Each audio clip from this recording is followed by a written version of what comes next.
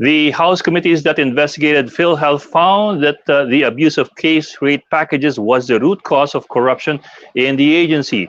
They also saw overpayments worth billions and irregularities in the collection of premiums from overseas Filipino workers. But as lawmakers are set to file charges against PhilHealth officials and intend to grant emergency powers to the president to reform the agency, how long will it take to reorganize and clean up PhilHealth? We discuss in this episode of The Chiefs.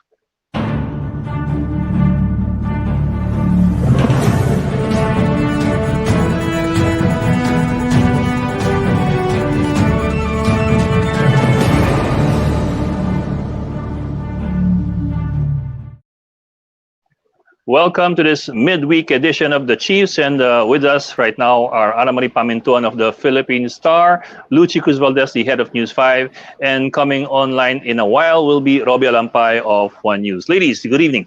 Good evening. Happy Wednesday. It's a hump day. It's a hump day. You know what that means? It's on the way down to the weekend already. Ami, what's your top story for tomorrow? Well, syempre, yung kay Pemberton, breaking kanina lang. Pero kaya ko lang nabanggit yung Wednesday kasi nag-umpisa din ngayon yung first nag-revive na yung mga sa Baclaran yung novena, Wednesday novena. Oh, okay. So distancing, First So time. magta-traffic na ulit doon? Pagbalik, hindi naman kasi nga distancing Pero may pila sa labas ng simbahan kanina. Kasi novena nga. And in Rome, si Pope, nag-umpisa na rin yung public audience, bumalik na rin. So at least really? Yes. Face-to-face audience? Face-to-face, nakipag-anuhan pa siya, nakipagkamayan, nakipagbiruan pa doon. Nagtanggal-tanggal pa nung kanya. Naku, delikado yan. Kalkap, medyo delikado nga. Kaya sabi ko, ang tapang naman ni Pope. Delikado yan. He's, senior citizen na yan. Yun na nga, may mga bantay. Although baka may special powers. Pinabayaan siya So at least medyo positive developments, di ba? Wait, for those who are not aware of it yet, anong development kay Pemberton? For example, I only heard about it now. What happened with Pemberton? Di order na ng release. On good conduct. Yes. GCTA. Really? Yes. For release. Pero the thing is, he's only served 6 years technically, and then they applied basically GCTA credits.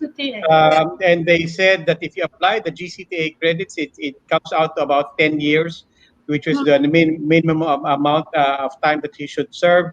So from what we just read over the big story, obviously, the presidential spokesman Harry Roque, who was the counsel for the family of Laude, is very, very upset. Nalino na ba who grants the GCTA in the end? Kasi last year that was a bit of an issue. In the end, who does the final calculation of the GCTA credits? Merong board, di ba? May special board sa GCTA. Yeah, there's a board. There's a board. So dapat approve nila yun. Yeah, but the board to a certain level has to get approval from the Justice Secretary, if I remember correctly. Hinihintay pa daw ng DOJ yung order ng court. Ito yung as of end of office hours today. Hinihintay pa daw nila yung copy ng order ng Olongapo Court. Anyway, nag-file na yata ng motion for reconsideration yung family ni Jennifer Laude. So hindi pa agad-agad dyan ma-release din. Pero yung pagbabayad niya kasi nung damages yun talaga yung sinabi, di ba? He will pay damages para nga maiksyan daw yung kanyang sentence. Pero hindi naman akalain na ganito pala kabilis. Laking bagay pala ang GCTA, no? It almost cuts in half the sentence. Yes. Ewan ko lang kung Lalo na kung hinahabol mo lang is the minimum amount of time that you're required to be there. So, but I have no doubt we'll be hearing more from Senator Roque, presidential spokesman Harry Roque. Parang may gusto kang palabasin na. No. Any other day he will take that. Any other day he will take that as a compliment, in good-naturedly. But really, he's very, very upset. He's calling it the end of Philippine sovereignty. You can imagine that. Yun ang statement ni Harry Roque. Oo nga, isa pang istorya yan ngayon, yung sa yung Alam mo, sa nakalimutan ko yung details ng GCPA. Yeah, but in the end, Kapag hinus, di ba hindi pwede? hindi natin alam yung mga binago nga kasi nila, di ba? Nag-amend sila ng address. So, hindi natin actually malinawan yan Oh. yeah, well, that's why I was asking kanina kung may resolution na yun, yung decision on who decides on the credits and the implementation or the enforcement of credits Dapat tanungin natin. Kasi parang na-suspended animation siya Oo nga Well, nabanggit nyo yung Senate. Kaya lang, iba naman yung topic natin ngayon. Iba pa rin investigation yung Although the Senate also investigated that issue, yung GCTA, kaya lang iba yung topic natin ngayon na in-introduce mo na, Ed, siguro, someone from the Senate today. Hindi, alam mo, yung maiging segue dyan, the GCTA issue was the reason why Senator Gordon had to cut short or had to put aside his investigation into the PhilHealth scandal in August of last year. Yeah. Anyway, so now we come full circle. Now we go back to the... Balik tayo sa PhilHealth. Mahusay. Okay. Well, for tonight, we'll start off with Sa House tayo. Congress tayo Yeah. Well, for tonight, we'll start off with Congresswoman Stella Quimbo. She has done a study on PhilHealth as a system, but we'll bring her in. We're bringing her in now. Okay. Good evening, Congresswoman Quimbo. I thought we were going to go first, but thank you for joining us again. Well, thanks for inviting me. Good evening. Yeah. Of course, we want to ask you about, for example, in House Bill 7429 that you filed, that it's a bill authorizing the president to privatize parts or all segments of PhilHealth. We want to go into these things, but let me start off by asking you first something that's a bit more immediate. Because we had Dante Giran as guest here last night. And kanina, si Secretary Duque in the House hearing said that he expressed his confidence that the former NBA director can perform as PhilHealth chief. Let me ask you po, from your reading, are congressmen convinced that he has the qualifications to pull PhilHealth out of the mess it is in right now? What about you po, your own personal perspective? Is it an investigator that we need now in charge of PhilHealth, or is it something more? Well, to start off, I don't really know him, so I'm not really in the position to make a judgment. But certainly, what we need at this point in time is to pursue cases. That's for sure. Ang problema, sobrang talamak talaga ng lumalabas na fraud dito sa PhilHealth, and it has been there for the longest time. And so we really need to file cases. So certainly, whoever that person is, whatever his competence is, he or she must file cases. So kung si Attorney Geran po, yan ang kanyang expertise, certainly po, welcome po natin yan. I think that's a fair... Mga taong dapat kasuhan sa tingin mo? Kasama po, Kasama ba si Secretary Duque sa mga dapat kasuhan sa tingin mo?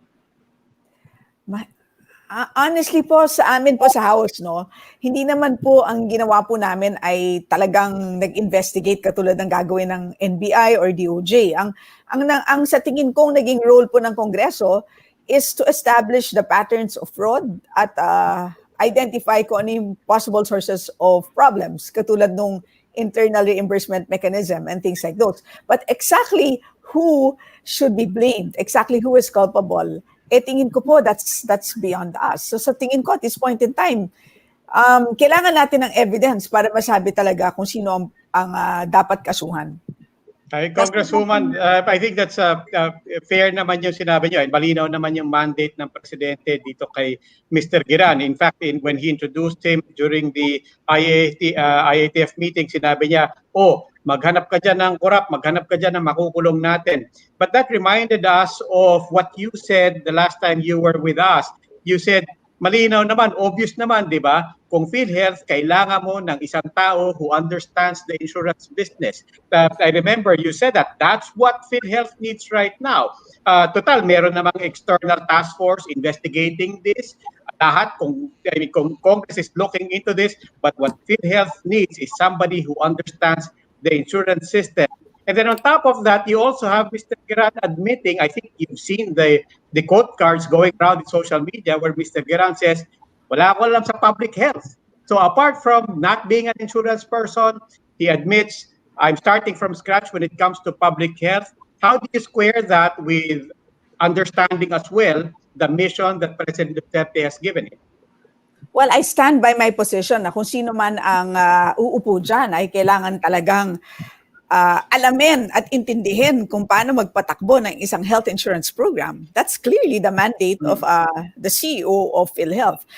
But how this person will do it, that's beyond me. Pwedeng, kung hindi niya alam yan at sinabi niya hindi niya alam, how soon can he learn it, right? Or number two, can he outsource? Kaya nga po, final ko yung bill na nabanggit po kanina ni Sir Ed, no? Itong Social Health Insurance Crisis Act that authorizes PhilHealth to outsource kung anumang functions ang pwedeng i-outsource sa private sector because clearly there are certain things, there are certain competencies na clearly wala po sa gobyerno pero clearly nasa private sector. Di po ba? So yun po eh. And honestly, napakahirap maghanap ng isa pong taong tatanggap po ng posisyon ng PhilHealth at this point in time. So, yun po, it's not easy to make that assessment. Nakakaisang araw pa lang po si attorney. Baka tignan po natin kung anong pwede pong, anong wares meron po siya, kung anong competencies meron po siya. Alamin po natin in the next few weeks. Well, ang sabi po niya kagabi. Sinabi ni Mr. Giran sa amin kagabi, balak nga niyang i-abolish yung IRM, and you're talking about, yung bill ninyo, you're talking about outsourcing nga, yung some of the functions. Ano pang pwede kayang gawin? Kasi ang isa sa mga suggestions ngayon, bigyan daw ng emergency power si Presidente. Sinabi ni Mr. Ricardo Morales in an interview na it will take from 1, maybe even 3 years daw. Hindi daw matatapos ang mga problema sa PhilHealth. Do you agree with him? Ano pang pwede bang gawin para mawala itong mga problema? You're talking about systemic problems hindi ba? Structural. Ano pa kaya ang pwedeng gawin? Well, una sa lahat talaga is really to pursue the cases. That's for sure. That's number one. Yes. Number two, kailangan talagang pag-isipan ng mabuti yung tinatawag na payment system. Yung ang naging sentro po ng controversy ngayon would be the case rates. In fact, yun ang pinagmulan kung bakit po na-launch itong hearings po sa Kamara. It wasn't really fraud per se, but it was really the lack of confidence in the case rates, yung all case rate system, which is the way PhilHealth pays hospitals. No? So doon nagmula yun eh. But nakikita talaga natin na case rates, of course, as a concept would be good. Kumbaga po sa restaurant, would you go for a buffet or an a la carte? Ang case rate kasi is a buffet price, meaning it's a way to contain costs. Diba? Kasi obviously, kapag a la carte, mag-a-add up lahat ng costs. Ang total po niyan magiging mas malaki kumpara sa buffet price. Yung buffet price is seen as a discount. It's a way to contain costs. Diba? So, ang case rate is a kind of a buffet price. But ang lumalabas ngayon is tila hindi tama ang pag-set ng buffet price. And there are 8,000 illnesses. And each of these illnesses ay merong case rate. So lumalabas po na talagang isang malaking weakness na mali ang pag-set ng case rate, nagiging source ng maraming problem, including ito pong opportunities for fraud. So yun po, tingin ko, if they zero in on how to pay the providers correctly, that's a big chunk of their to-do list. Kakailanganin ba ng emergency powers? Kasi yan na naman ang pinag-uusapan ngayon. Bibigyan ng emergency powers. Will the emergency powers for the president cure the problems or help cure the problems? Ang pag-intindi ko po, no, nung lumabas po ang usapan po ng the possibility of emergency powers, nung tinanong ko po kung anong layunin, anong gusto natin ma-achieve by granting emergency powers, ang lumalabas po na words, ang mga lumabas sa salita ay reorganization, possible abolition, kung kailangan i-abolish yung corporation, and to create a new one? Meaning talagang reorganize in a massive way. So ang sa tingin ko po, kung pwede naman bigyan ng power to reorganize without necessarily granting emergency powers, why not po? Ang sa akin po, kasi pag sinabi kasi emergency powers, napakalawak po nun. Pero kung sinabi po natin the power to reorganize and to reorganize in the following way, mas specific po yan at sa tingin ko po ay palagay ko po mas magiging acceptable po yan sa taong bayan. Iba po yung Congresswoman, emergency maybe powers you dun sa inyong HB 7429. Iba po yun. Yes.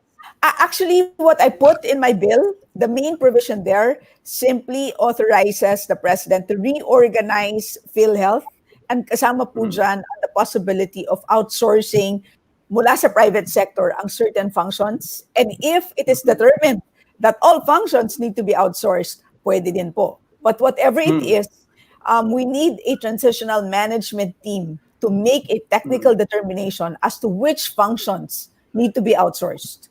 So yun ang nasa Congresswoman, short of having your bill legislated and approved, how much power does the president have to reorganize without necessarily having a law? At this point, very limited po because it's a government-owned corporation. So it's very decentralized in that sense. Kumbaga na-decentralize yung authority na yan to the board.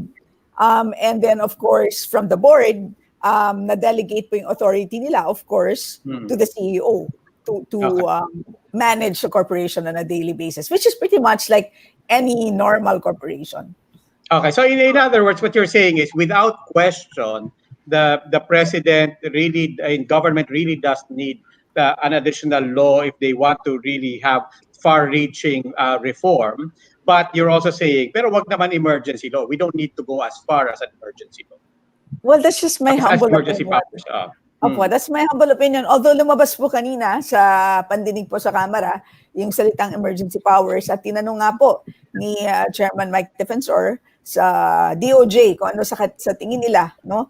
And sumagot naman ng DOJ yung sabi nila, why not if it would require emergency powers? Pero sa akin po, again, ano ba ang intention?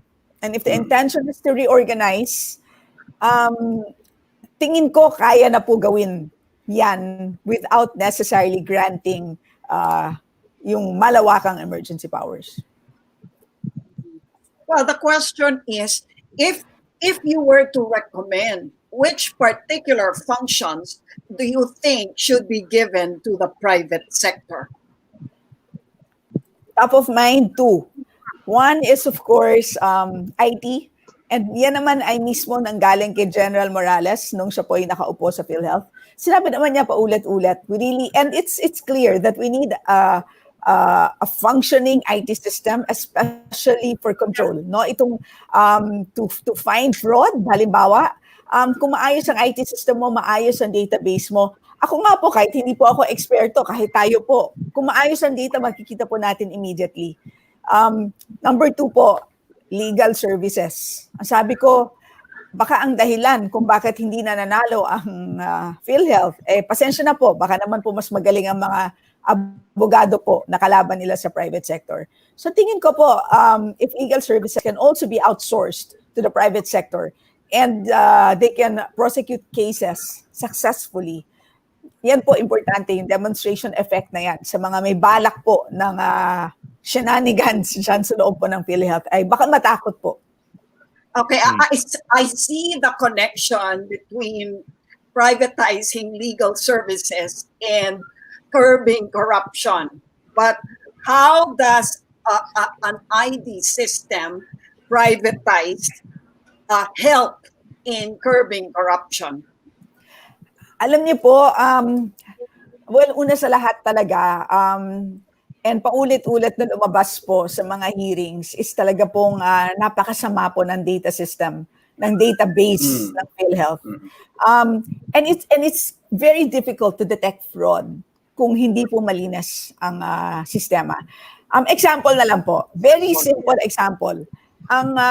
Meron tayong 17 regions sa ating bansa. ang pag-define po ng regions ng PhilHealth, iba po sa pag-define natin lahat ng regions. Ang sa kanila, ang NCR at Rizal ay magkasama sa isang region. Ang sa kanila, ang Calabarzon, walang Batangas. Oh! So what was Ang sinasabi ko lang is, if for example, DOH has normal regions and they would have, for example, data on normal regions, paano mo yan ibabangga sa regional data nila kung magkaiba ang definition ng data nila? Bakit po ganun? Congresswoman, I suspect this goes to the politics that we all suspect that has already affected. But are you saying na kaya ganyan ang hatian is basically even the regionalization of PhilHealth was gerrymandered by these very powerful regional offices? That is the word. Yeah. Kayo na lang po magsabi, di ba? Pero sinasabi ko na lang po na yan ang aming natuklasan, di ba? So, kayo na lang po magsabi. It's actually ako naman ay naghahaon lang sa inyo ng natuklasan ko, di ba? Okay, wow, I didn't know that. No, but that was really, for me, alam niyo po, matagal ko na pong nire-research ito. Natuklasan ko yan 15 years ago. Pero iniisip ko, 15 years fast forward, siguro naman iba na. Hindi pa rin, ganun pa rin. So sinasabi ko, kapag hindi malinis ang database, paano natin na common tao, di ba? Paano natin makikita? Lalo na po ngayon, nauuso naman po ang accountability, yes, but FOI. Pero kung hindi natin naiintindihan the way they collect data and report data, how can we tell? So that's a very simple example. But Congresswoman, I hope you don't take this as belaboring our question about do we have the right guy to run PhilHealth right now. But going back to the question lang of, investigador ba ang kailangan natin ngayon? Going to your earlier point na, no, it's better to have somebody who understands the insurance business. This is the question that we raised yesterday. Na, isn't that precisely the same mandate that former PhilHealth President Morales had? He was put in there as a reformer. He was put in there with a specific mandate from President Duterte to reform, to root out graft and corruption, and so on. Wala naman pong nagbago sa mandate. And kung tutusin, pareho ng hulma. No? Galing sa military yung isa, galing sa NBA yung isa. And really, if you're going to root out corruption, you need somebody who knows how insurance works. Going back to your same point. And it goes back to the same question, di ba? It's one thing to be an investigator in the police mode. It's another thing to know the ins and outs of the insurance business, even if the mandate is to root out graft and corruption. Again, Robbie, ayoko naman pong husgahan si Attorney Herrano. So I really want him to succeed. I'm sure all of us here in the Zoom meeting would want him to succeed. And it's too early naman to make that judgment. Ang sa tingin kong kakaiba lang ngayon, so parehong mandato, you're absolutely correct. I agree with you. The only difference is tayong lahat nakatingin ngayon. I think that's a big difference. Alam nyo, paulit-ulit naman bumabalik ang PhilHealth every year sa Congress, sa Senate. Bumabalik yan every year. Ang lumalabas na problema sa fraudulent claims, pare-pareho. Naiiba lang, cataract, dialysis. This time it's COVID, minsan pneumonia. Pero this time, iba po. Talagang lahat tayo ay nagulantang sa laki ng problema ng PhilHealth. And realize natin ngayon kasi pandemya. So kinakabahan tayong lahat na paano yun kung tayo yung magkasakit at kinailangan natin magpa-ospital. Baka pagdating natin sa ospital, wala pala tayong pambayad dahil naubos na ang pera ng PhilHealth. So sa tingin ko, that's a big difference. Nakatingin lahat. So ang bigat ng kanyang responsibility. And sana po mag-respond siya doon sa ganung panawagan po ng taong bayan. Okay, Pero again, Congresswoman, kayo na rin po nagsabi na last year nakatingin din ng lahat. When Dick Morales stepped in, he was seen as the reformer. He was the reformer in the armed forces. Everybody looked up to him as the guy who made noise when everybody chose to keep quiet. And we're back in the same situation now. Binawin lang po namin hindi namin hinuhusgahan si Gran, and you're right. We completely want anybody who's there to succeed. Linawin ko lang, we're not prejudging him. Absolutely. But I think but that's I mean, same question as Ed is framing, di ba? Yun na yung mandato ni Morales din dati. And precisely because he is not from that industry, baka kaya madaling, kumbaga, ikut-ikutan or to miss certain things or to fight the system. Di ba? Kung yung system yung nagre-reject sa'yo, di ba? Kung yung dating mga palakad ang nagre-reject sa reformer, that's the problem. Actually, ma'am, si Morales nga, ma'am, was dating presidente ng AFP Mutual Benefits Association eh. And another similar organization ng AFP that had to do with health benefits. Ang tingin kong kaiba talaga is pandemic. May pandemic ngayon. So, ibig sabihin, kapag nagnakaw ka ng related to the pandemic, tumitriple po yung kasalanan. Tingin ko ganun eh. I mean, hindi ko minamaliit yung problemang hinarap ni General Morales nung siya po ay nag-assume. Pareho pa rin, tama po kayo. Pero ngayon po kasi iba eh. Kasi even the amounts involved, dito na lang po sa IRM, biruin ninyo, 27 billion po ang inauthorize to be released. Ang ni-release is 14.9 billion.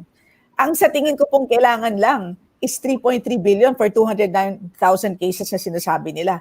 So, for me, it's the sheer magnitude of potential losses as a result of fraud is the one that makes a whole ocean of a difference.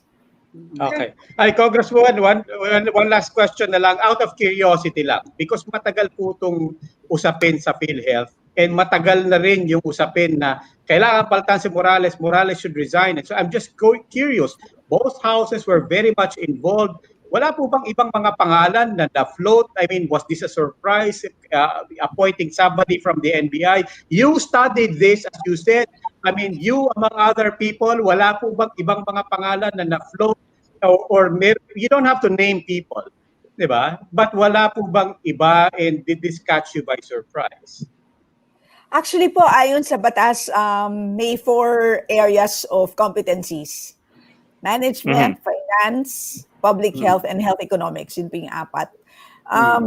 Kung tanungin niyo po ako, marami po akong malilista dyan. No? Kung tanungin niyo ako, may kakalala ba kung may 4 na, alam niyo 4 na yan, marami po ako malilista.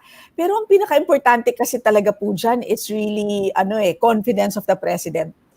So, yan ay X-factor po yun eh. 'Di ba? Kasi kung ikaw ay nagpo-pursue ng cases at wala kang confidence ng presidente, I don't think you will be as effective. So tingin ko may ganong factor po. So again, kahit mahabang listahan ko hindi naman po, I mean, 'di ba? At the end of the day talaga po, ang presidente lang po ang pwedeng mamili at magsabing this person has my confidence. You have my full support. Okay. Okay, Congresswoman Quimbo, ma'am, maraming salamat po for joining us. Always a pleasure to have you with us. Thank you. Thank you very much. Salamat po. We will just go into a gap, so please stay with us.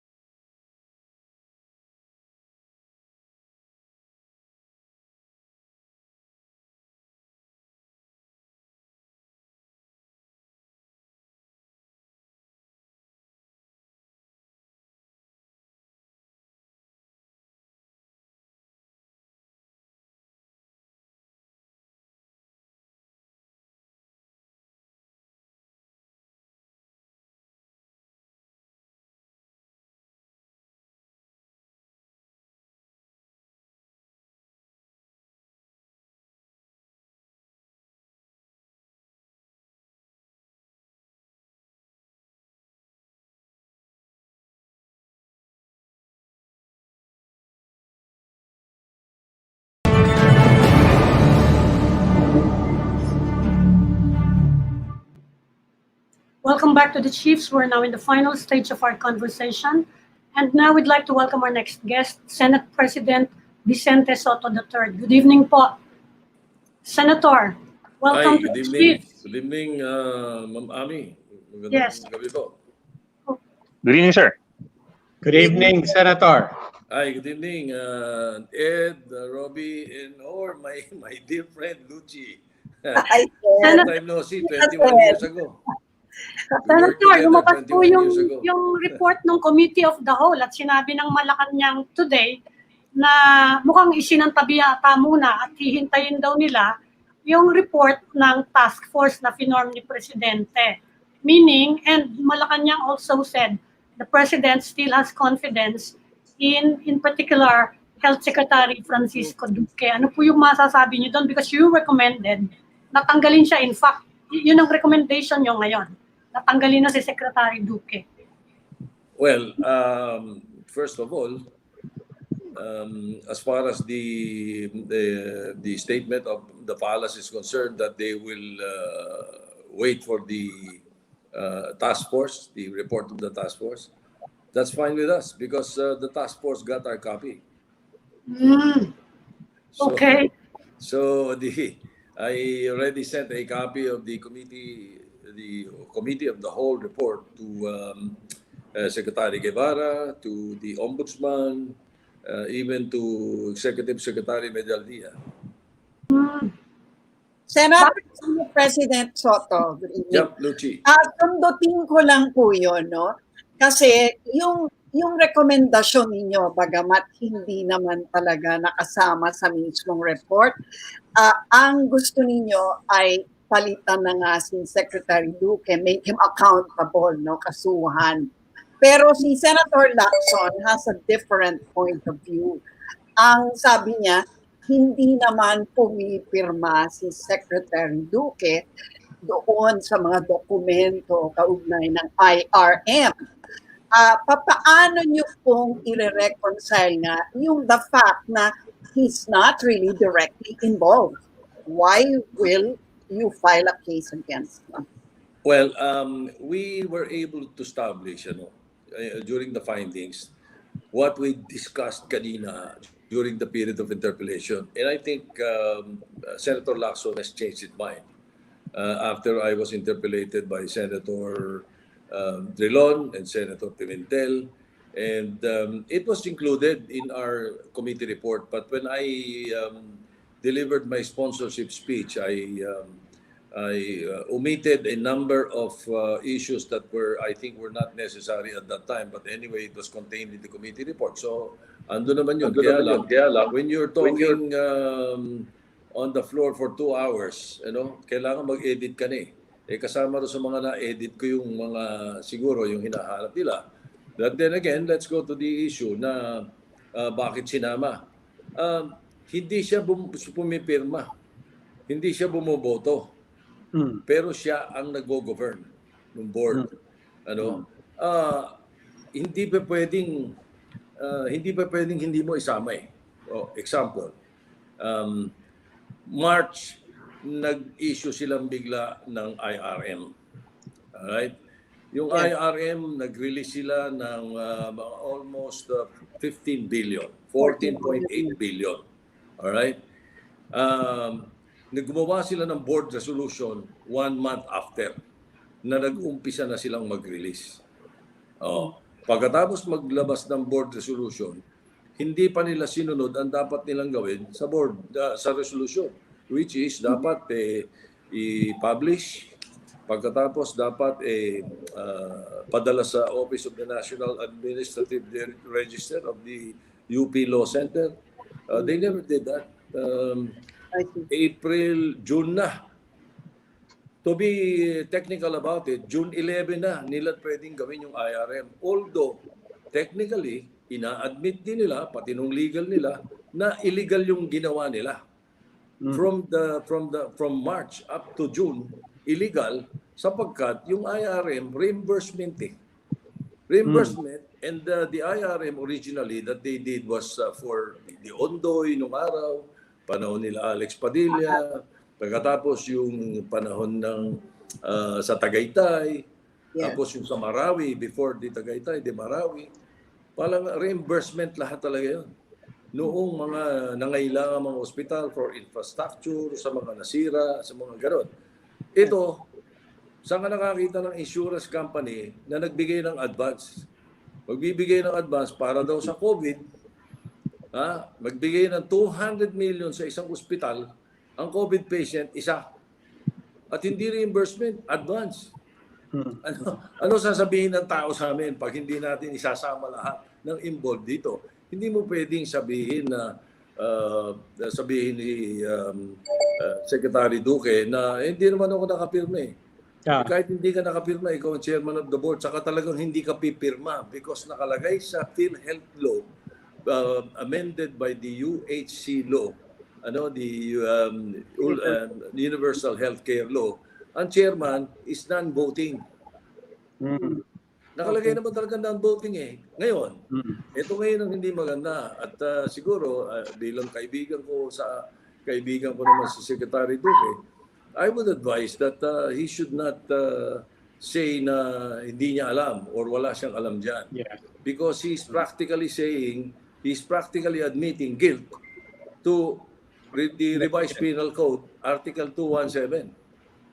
Well, sir, dinadahilan po ni dinadahilan po ni Secretary Duque is he was so busy with COVID since March na hindi niya natutukan lahat ng bagay. And yun nga, dahil he's so busy with COVID, tapos he's only the chairman, wala siya dun sa implementation. Would that hold water po in your opinion? Hindi po pwede. Sapul na sapul siya sa 217 kung yan ang gagamitin niya. That's why my advice, as a friend, is you get a good lawyer. Study mo muna yung mga sinasabi mo because you're practically admitting guilt. Bakit? Ano bang nasa 217? Yes. Negligence.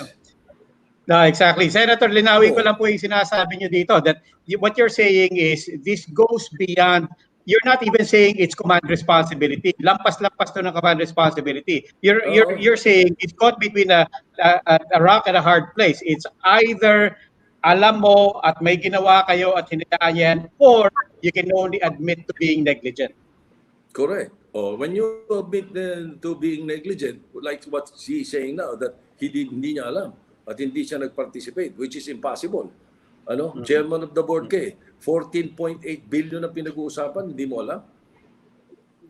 But then again, if you say na hindi mo alam, then you're practically admitting guilt to Article 217 of the revised penal code.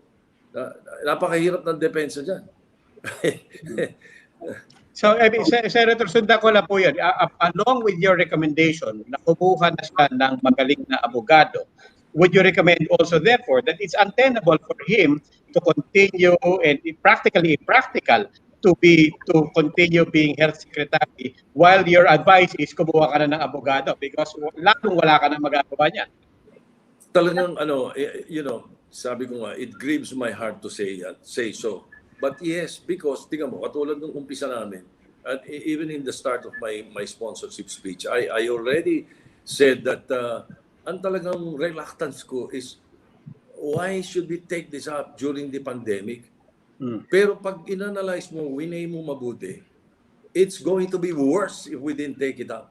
It will be worse for the Filipino people, for the people who keep, yung mga nakikita, hindi nila nakikita kasi yung iba nakapila, naghihintay ng PhilHealth na pabarya-barya lang ang kailangan nila sa ospital nila. Yun lang inaasahan nila, pagkatapos makakarinig sila, 200 million, 138 million, kung ano-anong milyon ang mga binibigay doon sa mga ospital na wala silang pakinabang. At yung mga ospital na nanghihingi nationwide, yung mga naghihingi buwan-buwan na, wala pang nakukuha. Yun yung may mga COVID. Yes. Ano sasabihin ng tao sa amin pag hindi namin sinama lahat itong mga opisyalis nito na humahawak nitong pera na to? So, it will be a worse situation for us in the Senate if we don't take it up, even during the pandemic. In the meantime, Senator, may mga ang usap-usapan ngayong araw, yung proposal to give President Duterte emergency powers to deal with this mess in PhilHealth. Ano po ba yung sentimiento ng Senate regarding this? Naayos ba yung problema sa PhilHealth? Saka ano ba yung emergency powers na yun in the first place? Hindi ko alam kung ano gusto ng House to sa emergency powers, pero siguro ang gusto nila is pwede na lang magtanggal-tanggal, like pwede palitan yung mga regional vice presidents ng biglaan or something to that effect. But offhand, although I have no idea kung ano yung point nila sa emergency powers, one of the most powerful presidents in this part of the world is the President of the Philippines. I don't think he needs any emergency powers to revamp the entire PhilHealth. He can do so. He can do that without any problem legally. That's what I think. There's no... I don't know kung anong kailangan pang ibigay na emergency powers sa presidente para magawa niya. Okay. Well, sir, the argument put forward is that it's a GOCC that has its own charter. So hindi siya kasing daling i-revamp unlike yung executive branch. Hindi rin because it's a GOCC, it's under the GCG. Oh, hindi ba? Oh, it's still under the office of the president ang dating. So, pwede talaga. Are you confident, Mr. Senator, that Mr. President, that the president appointed the right person for this particular moment for PhilHealth? At this point, for this particular moment, yes, I do agree. Ang sinasabi nga nung iba, kanina pa lang umaga, may nagsasabi na sa amin na hindi raw nagpo-fall sa kategory nung dapat na PhilHealth president or chairman, yung si former NBI Director Gerard. I disagree. He is qualified. Una, ang nakalagay doon sa law, ay the board will recommend to the president. Hindi naman hinintay ng presidente mag-recommend yung board eh. Nag-appoint na siya. But then again, let's go to the law. Sabi nga nun, kung ano yung mga kailangan requirements sa health, sa so, ganyan. Pero merong or sa dulo. Pag tinignan mo, nakalagay, or a combination of. He has the combination of management and finance. Kaya, he's qualified. And then, at this point, ang sabi nga nila, naglagay ng doktor, nagkagulo, sumabit. Naglagay ng sundalo, nagkagulo pa rin. Ang tingin nila, sumabit. Maglagay tayo ng investigador. Actually, diba? Senator, ito nga yung susunod na tanong. Sabi nila, ano ba ang dapat unahin? Yung sistema, yung pagpayos sa sistema, o yung pag-imbestiga sa mga corrupt? Ano ang mas matibang sa tingin ninyo na dapat i-prioritize? Dahil investigator siya, but still, kayo na rin na nagsabi, something is wrong with the system. What should be prioritized then? Is it cleaning up the system or cleaning up the ranks? I think the answer, my answer, my opinion, would be both, of course. But if you're insisting to say way natin, mas mabigat yung dapat na alin ang mas mabigat? Kung yun ang katanungan mo, alin ang mas mabigat? Therefore, my answer would be the heads, yung nagpapatakbo. Sapagkat yung system, kanina, if you monitor the interpellations that I got from my colleagues, makikita mo na pinpointed na kagad na namin kung alin yung mga pwedeng ayusin. Doon sa PhilHealth, yung composition ng board, pati yung yung nakalusot na UHC sa amin na hindi namin napansin na non-voting yung chairman. Non-voting yung chairman. 13 sila. Paano pag nagtay? Paano pag nagtay? Hindi ba? Yung mga ganung bagay. But again, palitan muna natin. Ayusin natin. Kailangan linisin na muna natin sapagkat basa eh. Parang na yan eh. In other words, it's like the usual problem of which came first, the chicken or the egg. Ako may sagot ako dun. Which came first, the chicken or the egg? It depends on what you're eating, breakfast or dinner. Di ba?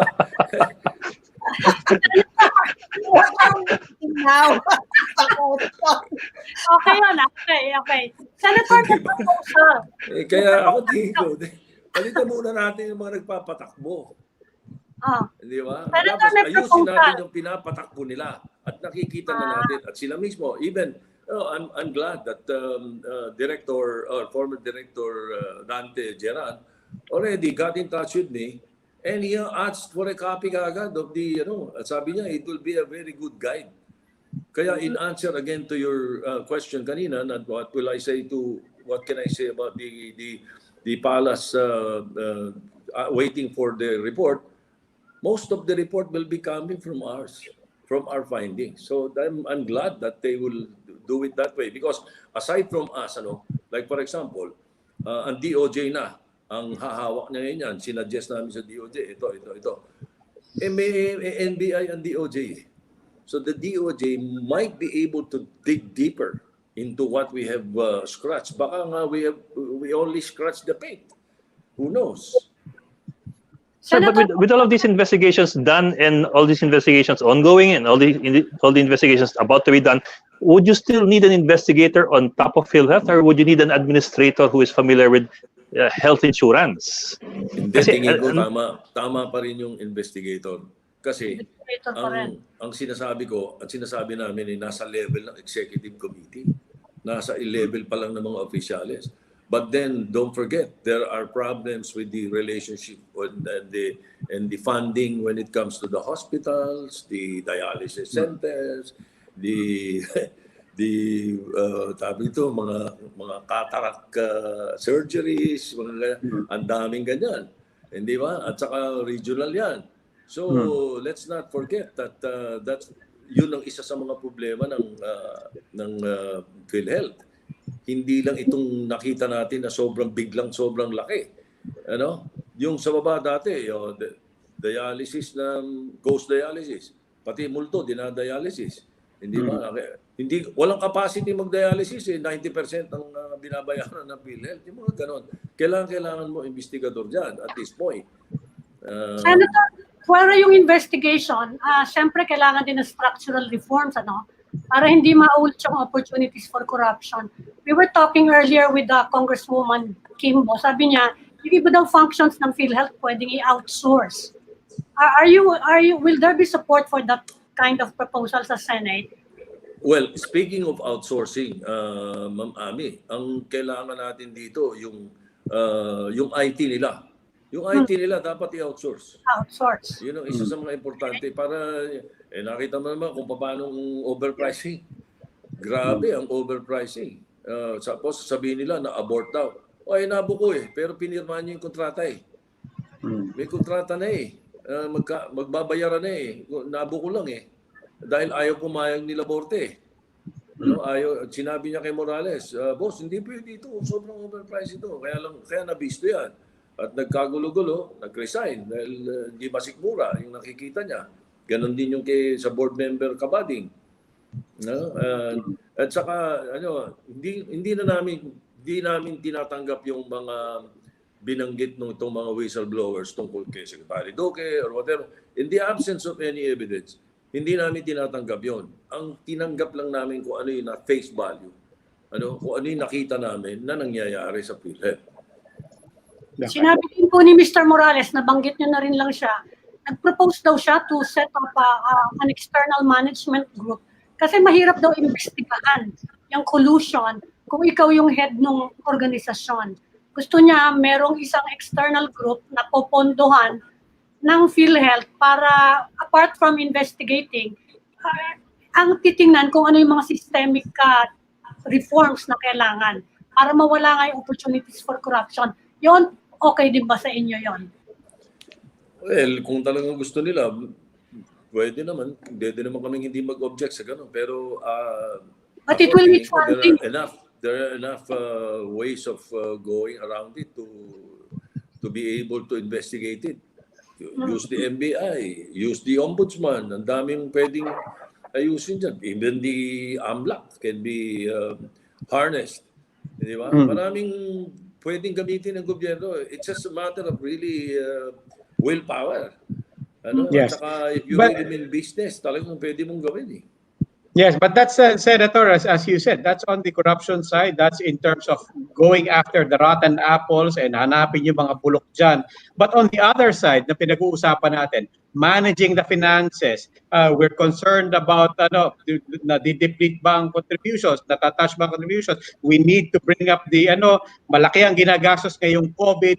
So on that side, where do you stand in terms of being able to reassure also the chief who is now an investigator na sige, habang inahabol mo yan, in the meantime sa sistema, we're confident na kaya rin nating saluhin yung sistema and we can reassure the members of PhilHealth. Kanina, meron kaming dinadagdag sa committee report as an amendment. And precisely, it hits that. Part of it is going to be a recommendation for the actuarial life studies, not only by PhilHealth. At saka yung ginamit nila, yung faster. I don't have the full...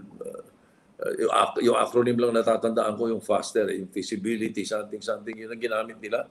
Pero kanina, idadagdag namin sa period of amendment, which is going to be on Monday, doon sa aming committee report, na magkaroon pa rin ng pag-aaral from the GCG, from the AMLAC, from the mga 3-4 na agencies yung hihinga namin pati GSIS if I'm not mistaken, if I recall it right. I'm sorry, I'm not too sure now kung ano-ano yung mga hininga namin or i-recommend na namin na pag-aralan. Pati yan, so that can be answered by this review and study that we want done as soon as possible. Ano yung IRM? Anong rekomendasyon niyo dyan? Kasi now everybody knows nga that system is really, in your words, shoddy and shady. Ano ba yan? They stopped, right now they stopped it. Because they stopped the wrong way of doing it. Reimbursement Kahit anong definition ng dictionary ang hanap ko, wala akong nakitang reimbursement na advance. Di ba? So, tigil muna. And then mag-reimburse ka. Later on, mag-reimburse ka. But there's nothing wrong with it. The problem, I'm sorry, baka lang makalimutan ko. Kanina, the problem is that napakawalan ninyo yung 14 billion Ang talagang kailangan nyo lang, based on your study, is 3.3 billion. Yes. Ang inalat ninyo, 28 billion. Almost 28 billion. Nakapag-release ka na ng 14 billion. Hindi magagamit yung iba. At yung mga ibang ospital, magsosoli ba? Sa tingin ba natin, magsosoli ito, yung mga binigyan? So, meron kaming rekomendasyon doon na pag-aralan, baka pwedeng yung mga hindi maisoli, gawin na lang nilang mga testing laboratories. Mga testing centers, testing laboratories, kung ano pa yung pwede nilang paggamitan muna noon. Pero they must liquidate as soon as possible because that's another thing that the PhilHealth leadership has forgotten and completely, aside from the tax issue na hindi sila nag-withhold, yung liquidation. Before they release additional reimbursements for other purposes ng hospital nila or kung ano pang institusyon yan, dapat at least nakalagay doon sa board resolution nila, 80% is liquidated. Nung tingnan namin, ang liquidated, wala pang 37%. So, malala ang nangyari. So, really, I hate to say it. I'm sad to say it, but matalama ang management. It was completely mismanaged, especially the IRM. Senator, first time nyo nag-guest sa amin and I want to take advantage of your presence here. Medyo mag-digress lang ako ng konti kasi this evening meron tayong breaking news na si Marine Corporal Pemberton ordered release ng Olongapo RTC based on GCTA Good Conduct Time Allowance. Sa tingin niyo po, because you launched an investigation into this scandal, sa tingin niyo po qualified ba siya ron? Hindi po tayo makakasagot nun. Siyempre, ang mangyayari dyan, ang feeling iba, na baka hindi enough yung sentensya. Pero hindi tayo makakasagot niyan because the GCTA ang ang nag-a-assess niyan ay yung may hawak doon sa preso or I'm sorry, the PDL. Yung may hawak sa PDL eh. So mahirap sagutin yung there'll be a very opinionated answer and makikita diyan kung anti-American ka o hindi. Dami implications. But you don't find anything worth looking into there, considering na sobrang napaiksi nung term niya, no? Pwede yan. Yan, pwede yan. Because running, buhay pa yung GCTA investigation namin. Hindi pa namin ito tawag dito in-adjourn. As far as I can remember, it is still active. The Blue Ribbon Committee is still active. As a matter of fact, tinamaan lang ng pandemic eh. Kanina nga inahabol ni Dick Gordon yung Blue Ribbon Committee report niya about PhilHealth din eh.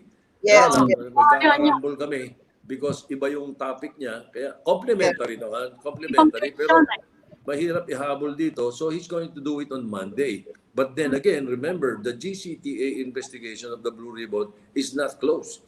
It is not. It has not. There is no committee report that we have already decided or agreed upon in plenary.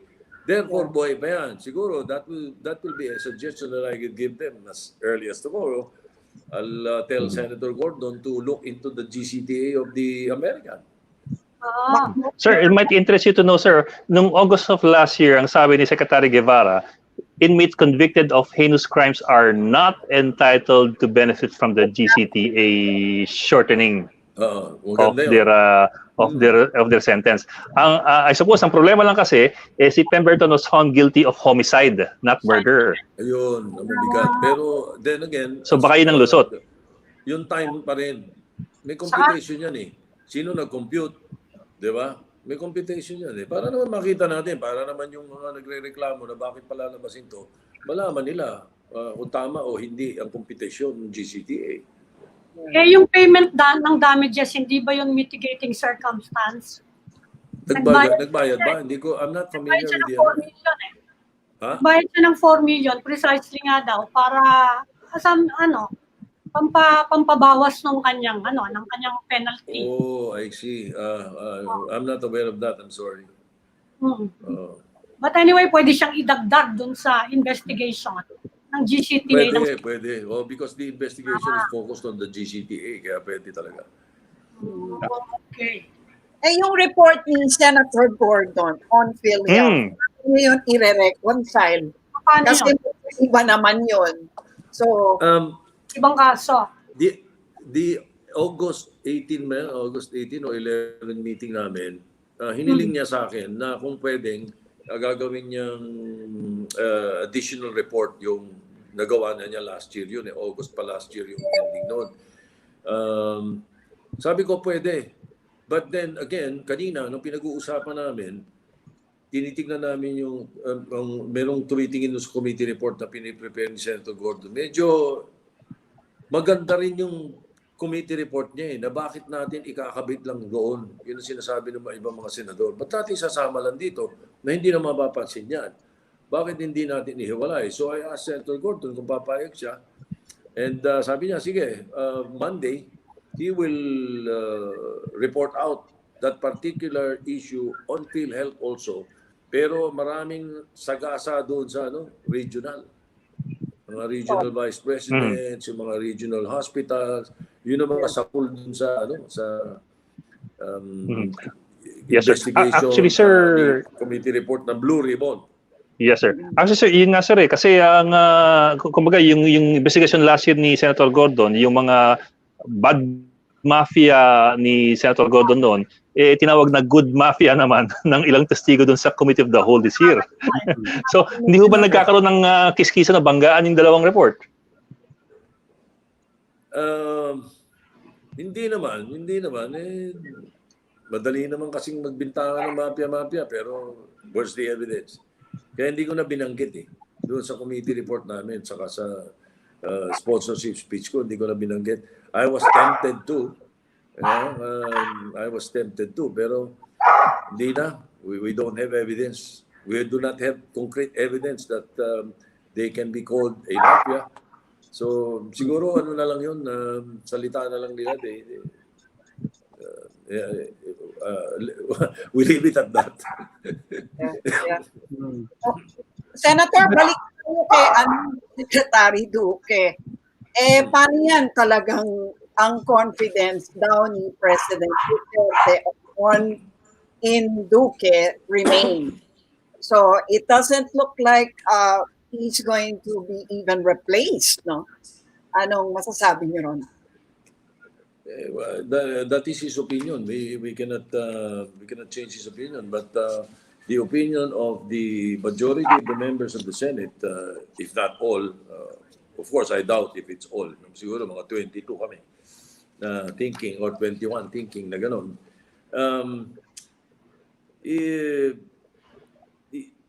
The chairman of the board leads the agenda and the direction of the board. It's very clear. Ganun yun eh. Di ba? And then, Section 14 of Republic Act 7875, PhilHealth, is an attached agency of the Department of Health for policy coordination and guidance. Di ba? Di ba?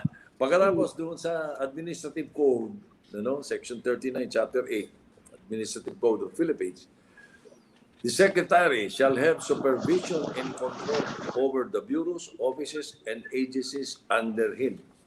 As a matter of fact, even galing sa words mismo ni Secretary Duque, nung sinabi ni President Duterte na clean the slate in PhilHealth, sabi niya, si Secretary Duque he was quoted na sabi niya, I have ordered a revamp of PhilHealth's accreditation committee. Sabi niya, I have ordered. So this definitely it evinces his control over PhilHealth.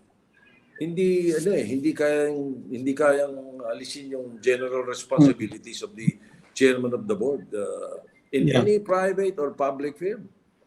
Yeah, Senator, Senator, if you don't mind, lawakan ko lang din, because is your loss of confidence, or even if you don't want to phrase it that, but your concern for the untenability of Secretary Duque, is it limited to the PhilHealth scandals, or is it does it go all the way to how the entire COVID crisis has been handled?